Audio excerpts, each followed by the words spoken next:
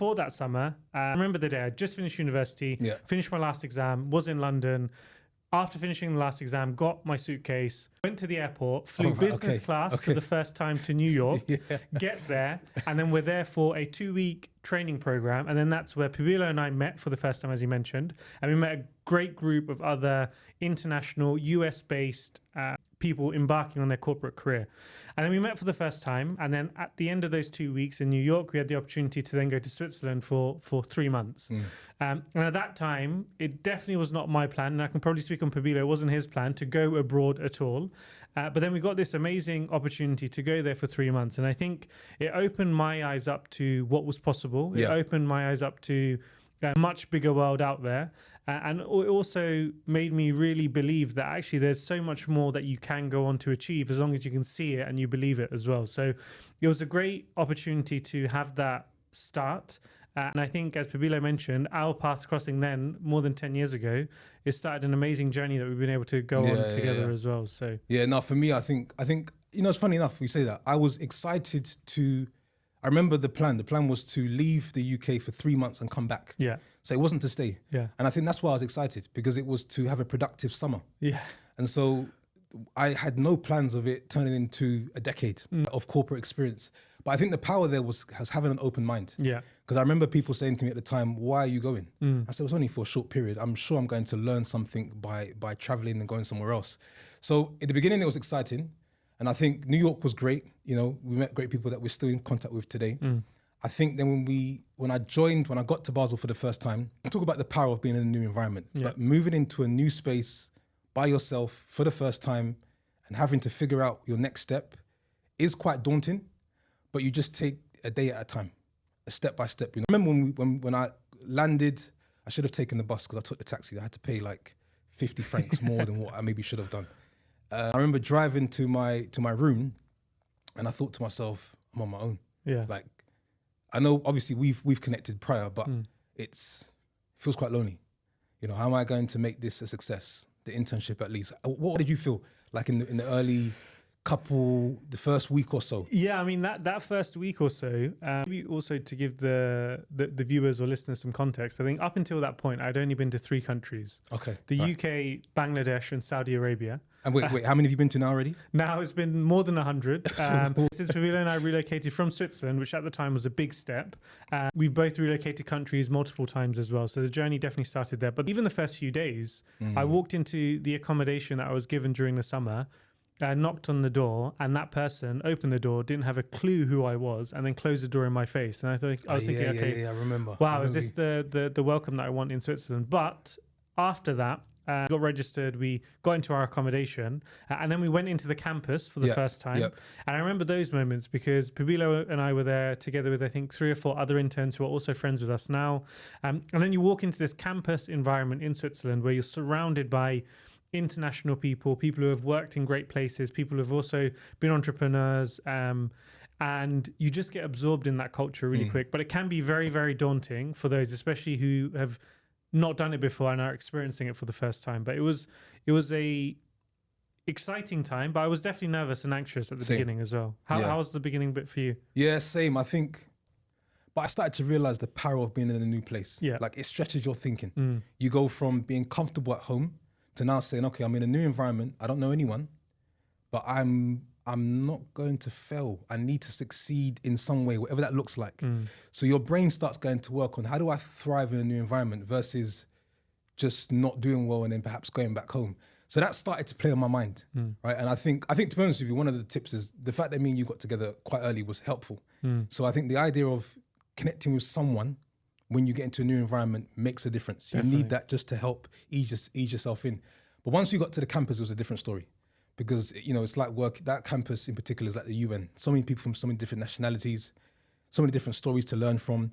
So I think that helped to, I say, sort of offset what it felt like being alone in a new town by having that sort of workspace and those people. So, but yeah, anything else that comes to mind for you about, you know, just sort of the power of being in a new environment? Because I think, I mean, if we fast forward a little bit, we can come back to it. You traveled to different countries, you worked in different countries. So what was it like the second time you traveled when you went to Tokyo for the first time? Yeah, so I think it may seem, or it may sound a bit daunting to move to another country, no matter what stage you are in your career. I think the way that Pabilo and I both benefited is the fact that we did it a lot earlier. And it was also actually not part of any plan. It was just the best opportunity in front of us at the time. So I think in that case, for us to move to Switzerland, for both of us, probably a nice intro step in terms of moving was just relocating from where we grew up to university. Right. So that was actually a great intro step, and that already gave us the flavor of being around new people, new environments, new ideas. But we still had the comfort or the security to go home with a short drive or be nearby. Sure. And then to go from that to a country, which it does sound like a big deal, and it was a big deal at the time, but it was essentially like an hour and a half flight from where we were based in London as well. So even then, you're kind of building up the confidence. And with every move, you realize that, as Pabilo said, you can't fail. You will make it work as long as you keep going and you put your best foot forward and you look forward to meeting and connecting with as many people as you can. And then I think that gave me the confidence to then move to somewhere like Japan, which was at that stage all the way on the other side of the world and still is. But felt like I was moving almost to another planet at the time. But actually having those steps in between, meeting people like Pabilo, meeting the people that we worked with, having that network gave me the confidence to make that move. Now, if I was 18 and decided at the age of 18, okay, I want to go to university, but I'm going to go to a university in Japan at 18. That would have been way too big of a jump. But doing it gradually has definitely helped. Just one point on that, actually. I remember when you moved to Japan, and I remember sort of the weeks after, I was like, no, I need to go. I'm out. I need to go. So I was trying to prepare to move to Canada. Didn't work out, but I think for the right reasons. But it was just I think it was yearning for a move because you understood what a new environment done for you. So seeing it early, as you mentioned, at the ages of sort of 22, 23, you thought, if I continue on this path and every couple of years we change the environment somehow, how can I further be benefiting further stretch? So, I mean, what would you say for anyone that's thinking about moving abroad? Because it is a relatively big topic, you know. So if you're in the UK, you're coming out of university, you know, what's our take? Would you do the exact same thing again? Would you move at the same time? You know, what's your... Yeah, I think this one, and it'd be great to get your view on this as well, P. I think this one, it really depends on what you're trying to optimize for the long term. I think for me, and also maybe to give some additional context, growing up, I had one parent, my mum, who was always saying, you need to stay in Portsmouth, go to university in Portsmouth, never leave Portsmouth, stay by my side. But then on the flip side, I had a dad whose approach was, if you get a great opportunity to go somewhere, then just go. And then we'll figure everything out. And actually in the community that I grew up, this was actually quite rare for anyone, whether it was a mother or father, to have that approach in terms of the approach my dad had. Now, actually having that message in the back of my head, the idea of going abroad seemed like it's crazy to not go, and it was the best opportunity at the time for us. But as Pabilo already said before, and maybe we can deep dive it afterwards, even when you do that type of move, you do have people around you saying, are you sure you're going to do you want to go? Even my mum was like, why do you need to go abroad? Even after I moved from Switzerland to Japan a few years later, when I told her on the phone, okay, mum, this 3-month experience in Switzerland has ended up being 4 years. She's like, okay, cool. When are you coming home? I was like, okay, rather than coming home, I'm actually going somewhere else. All right, where are you going? I'm moving to Japan. And then her first reaction, the first thing she said to me on the phone was, am I doing something wrong? And I was like, what do you mean? Okay.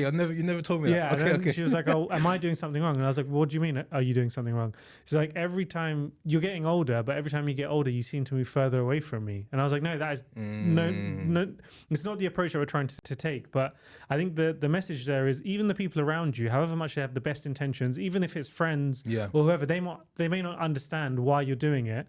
But then ultimately, if your mission is you want to grow, you want to meet new people, you want to grow as quickly as you can, then there's no better way to do that than being in completely new environments.